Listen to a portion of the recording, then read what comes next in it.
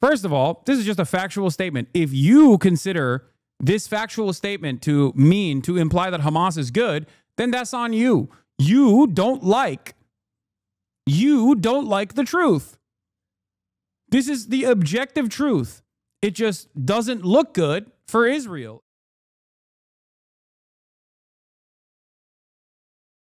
It's so funny that a chatter said Nazis love you now. America First Post News. This is a Nazi outlet. America First Post News. Okay, post after ADL CEO Jonathan Greenblatt called for his deplatforming, Hasan Piker has been suspended from Twitch. And half of these motherfuckers are literally saying, like, these guys are anti-Semitic. Okay? Obviously. They're insanely anti-Semitic. They're Nazis. And they're celebrating the ADL in the most anti-Semitic ways possible. I wonder why. I wonder why the neo-Nazi followers here are going rare. I guess like this is they're saying like rare Jew win or something, like Juice Box knows. I assume he's saying Jews. They're literally siding with the fucking ADL. Okay. Do you understand? Yeah. W. Like, think about that, dude. And IG just allows this. Of course IG allows this. Oh. Not a direct line between Iran, the Hamas, and these college kids on campus who are a lot of times in their late 20s and 30s. Like Mahmoud Khalil is 30 and graduated from graduate school. They don't belong here. What are you doing? Number two is this has got to be unwound. We can't just say, oh, this crazy guy came to New York, did something, came to D.C. or blew up Josh Shapiro's house. I'm anti-Semitic, but I hate more. Release the hostages and surrender. If that pissant Hasan says free Palestine one more time on stream, he should be jailed. Wait, lol, why is a fascist anti-Semite like yourself so invested in censoring pro-Palestine speech? Interesting. Dude, I see this all the time on Twitter, man. These people literally hate Jews, okay? They are neo-Nazis, but they hate me more, surprisingly enough. Actually, not surprisingly, unsurprisingly. You want to know why? Because I'm not anti-Semitic. If I was, they would love me. I'm catching it from both ends here. Groups that are supposed to be tasked with combating anti-Semitism coming out and actively calling for my deplatforming, and the neo-Nazis that otherwise hate Jews aligning with the ADL. Yo, Hasan, do you think Ye will ever go back to normal? I don't know. Ugh. Zaid Jelani says, the Hasbara obsession with protesters is odd to me because I think 0% of change in American public opinion about Israel has to do with the protest. Basically, Americans are watching Israeli ministers say they want to destroy Gaza and starve Palestinians and then do it. If Hasbara could figure out a way to repeal the First Amendment and then ban all Israeli speech on American internet, that might do it. Short of that, I don't think any level of censorship will reverse this trend. The number one thing Israelis could do to improve the image of Israelis is to change Israeli conduct. Actually, the number 1 to number 100 things, because nothing else will make any difference whatsoever. This is also correct. Like this is it. And I don't think people who are pro-Israel understand that. Like they just don't. They don't understand it at all. They don't give a shit. They're like, shut the fuck up. It's so arrogant too.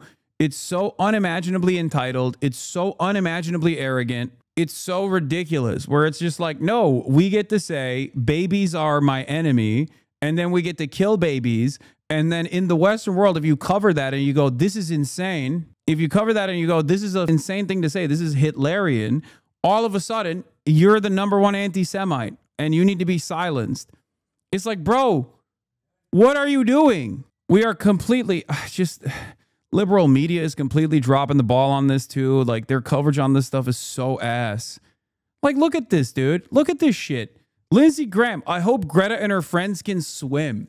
Greta Thunberg set sail with Gaza flotilla that aims to break the Israeli naval blockade to offer aid to the starving Palestinians.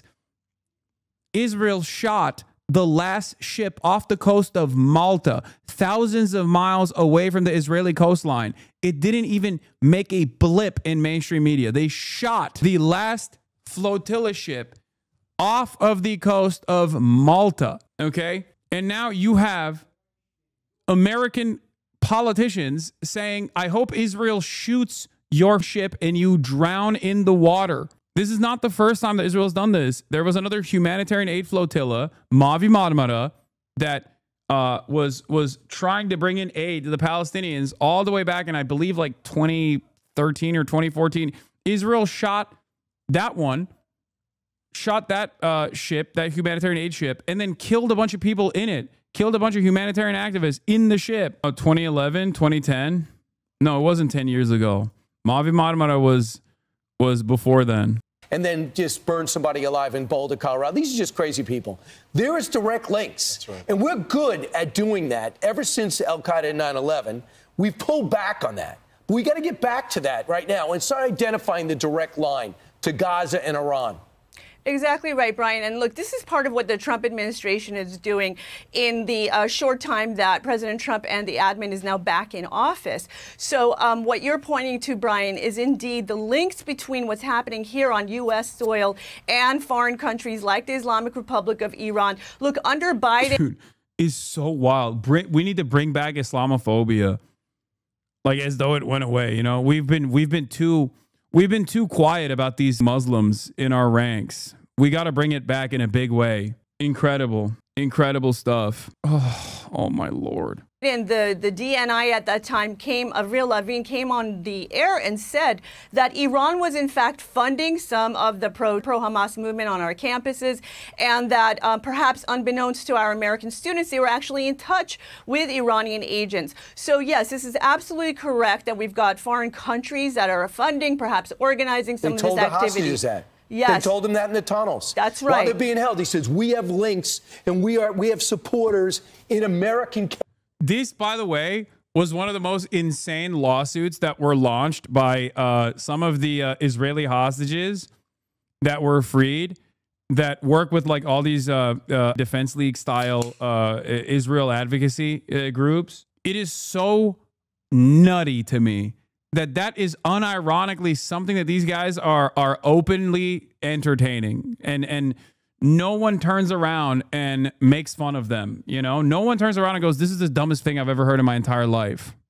Yeah, here is Tim Barker, who's an OSINT guy, who's a good OSINT guy. He said, I went back and looked up Hasan Nahan's initial response to 10-7. His statement is one that any decent person could easily co-sign. I am not going to be one of those people that says like, oh, they're settlers, they deserve the violence, they deserve getting shot in the street. No, nobody deserves that, Piker said of the Israeli victims before speaking at length about what he described as the inevitability of Hamas's October 7 attack, blaming it on Israel's treatment of Palestinians in Gaza. This has been my statement. It is objectively a correct statement.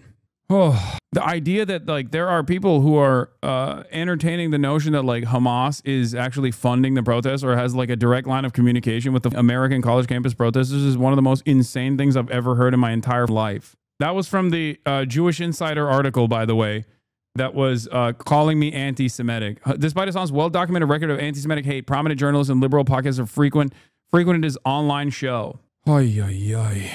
Piker problems. From Gabby Deutsch from December 4th. She also recently had this to say. Hasan Piker is now saying the quiet part out loud, that Hamas is good, actually. This streamer has 2.9 million followers on Twitch and major profiles on New York Times, CNN, NBC, Vox, Rolling Stone, et al. All seeking his wisdom on how DEM should reach young people. Is this how? I said, there is no comparison between Israel and Hamas. One is a militant resistance comprised of orphan soldiers born into a 77-year occupation. The other is an ethno-religious supremacist state with nukes doing it backed by the USA. What did I say here that is wrong? First of all, this is just a factual statement. If you consider this factual statement to mean to imply that Hamas is good, then that's on you. You don't like the truth. This is the objective truth. It just doesn't look good for Israel. And that is precisely the reason why you're making a big fuss about it. That's it. This is at the heart of all of the, oh, this guy is pro. This is where all of the argument ends and begins. Okay? That's all this is. Some examples, they aren't hard to find. Here's USA Today columnist opting not to consider concerns about anti-Semitism from Piker. Nothing to see here, basically. And if there is, he wouldn't have tens of thousands of people listening to him daily if his ideas weren't popular. He tweeted more about me than he tweeted about his own district, Piker said, noting that Torres comes from the poorest congressional district in the nation. That's crazy. That's not normal. That isn't the only skirmish he's had with Democrats. In November 2024, Representative Richie Torres, D of New York, called on Twitch to investigate Piker for using anti-Semitic rhetoric. Piker said the reaction was unwarranted and in bad faith. He also gets a lot of heat from the right. Fox News aired a segment calling out his pro-Hamas radical anti-Semitic views, lamenting that he has any influence. Despite the people who perceive him as too extreme, it's clear he's doing something right. He wouldn't have tens of thousands of people listening to him daily if his ideas weren't popular. I think a lot of people, if they were truly invested in combating anti-Semitism, would recognize I am one of their greatest allies. But they are so goddamn invested in defending Israel that they just can't comprehend that someone could hate Israel and not be anti-Semitic in the process. That's it. You just don't like that I'm correctly calling out Israel for being correctly saying that Israel is a state that is doing a campaign. That's it.